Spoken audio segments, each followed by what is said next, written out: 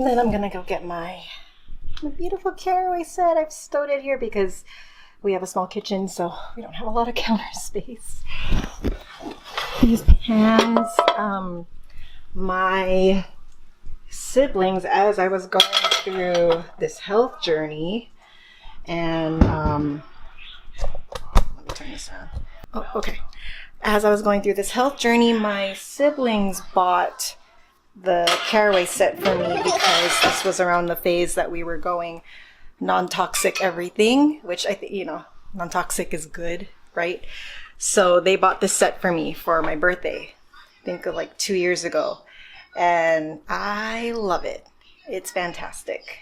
The conduction of the heat is evened out. I noticed that when I started cooking again, when I felt well enough to cook again, then, or to start at least, like before, you should have seen, like I could barely stand, right? So I would have a chair right here and I would stand for as long as I could tolerate. And then I would sit down, rest, get up and stand. And so, anyway, back to the caraway pots, I can just tell, I noticed that the food tasted better. It cooked faster, I think, because of the even heat distribution on the pans. And they're just so pretty. And then it just the notion that you're eating, that they're non-toxic is just adds more fun to them. So I highly recommend everyone getting a caraway set because it's really, really fun.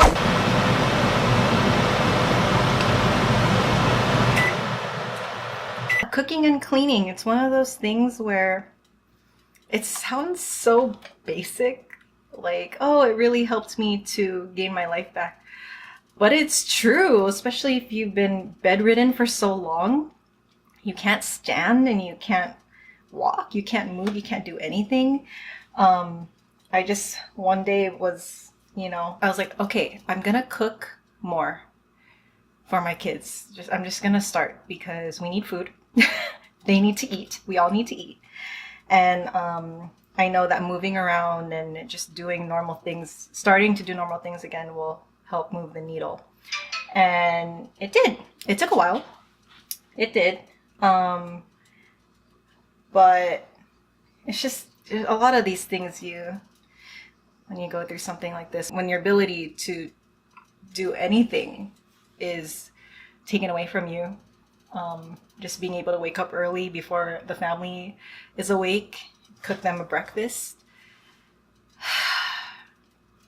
it's everything. It's everything. And it's not like I didn't cook before. I did. I'm not a cook, but I did basic stuff. But I didn't have time to flip. I was so busy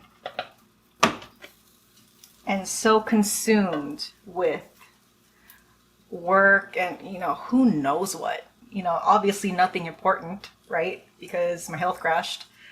But I didn't have a desire, if I were to be truly honest with myself, I didn't have a desire to cook. I didn't have, and I did it because, for survival reasons, but I didn't have the joy. That's what was missing.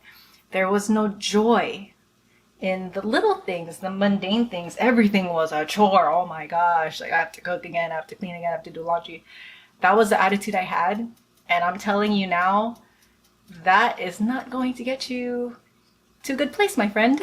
And I feel silly talking about this because it's so basic, I feel like now. But looking back, before all of this happened, I was so consumed with stress and busyness and obligation. Everything felt like an obligation when it wasn't.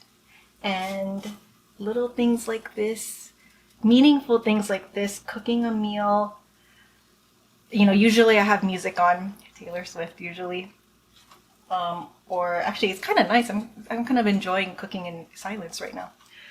But yeah, it's just these things. Don't take it for granted. Really, I guess the point of this video is just to savor these things, because you don't realize how much these things matter. Cooking a meal, keeping your house tidy, cleaning, and it's not coming from, oh, I have to, energy, like me. That's how I was before. But it's coming from, oh my God, I get to do this. It's light. It's fun. It's relaxing. So, and we have beautiful pancakes. You know that scene from Under the Tuscan Sun where she goes in and she just starts cooking for her workers that are helping to renovate her house? Yeah, I visualize me doing that when I'm cooking, because we know that visualization is really good for the brain, right? Because what you're visualizing, your brain doesn't know the difference. It doesn't know if it's happening for real or not. So sometimes, especially in the earlier stages of my recovery period and I started cooking again, I would just imagine I was in a Tuscan kitchen, and I had just come back from the farmer's market and I have the freshest ingredients.